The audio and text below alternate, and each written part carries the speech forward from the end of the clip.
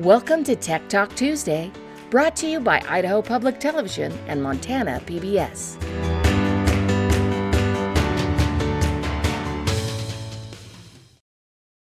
So one of my sort of favorite things that I always did, so I taught older kids, I taught fifth grade, and one of my favorite things every year was doing how to survive fifth grade is what we would call them. And it started, back in the lower tech era as being a booklet.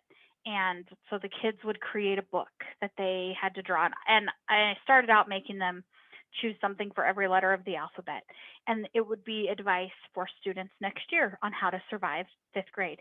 And the things that they came up with, were amazing. The D was almost always Diet Pepsi, and it was to bring me Diet Pepsi because that's what I drink.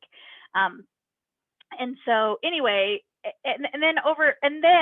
so we would spend the last, I don't know, month or so of school, in their free time. And sometimes I would give them dedicated time and allow them to work on those. And then the following year, I would put those on the desks of the students the first day of school, and then they could come in and as we were getting used to or getting ready and things, they could read those books, and then I would have them switch around.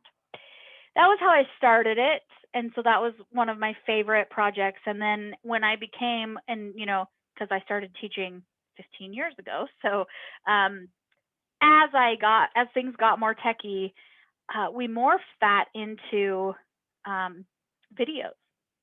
And my last year, and I don't have access to them anymore because it was a school thing, but we used Flipgrid.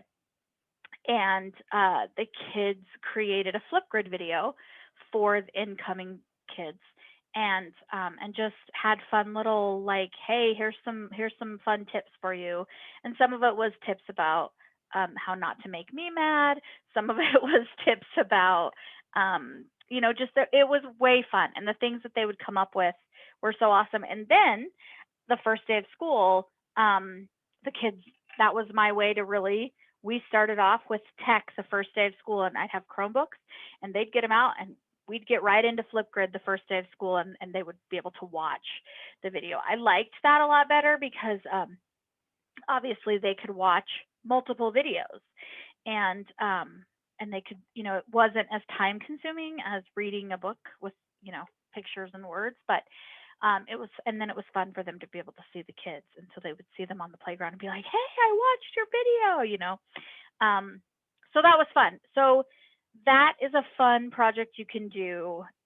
Like I said, we used Flipgrid, but I could also see that being a really cool project to do with Padlet, because kids could insert drawings and images as well from ways to be successful and things like that. So they obviously can write a letter to the student the following year. I've had teachers, I've heard of teachers that have done that, where they write them a letter. But I think my video was my favorite. My last couple of years of teaching was having the kids create a video for the kids coming up, and just really then saving them for the next year and letting the kids watch them. And it was a fun way to, because you'd hear little giggles, and it was a fun way to kind of break the ice and get kids, a little bit comfortable with what to do, and especially because they could hear from their peers and, kids kind of their age and that had been in their place.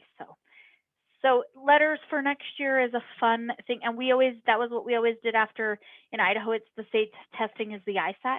And so that was kind of our ISAT, activity was, let's spend some time really being thoughtful and thinking about what we could give kids. And I would let them be silly, but I also told them they had to give them some, some solid advice for them to be successful in fifth grade. And so anyway, that was a fun post ISAT activity for us to do with our kiddos.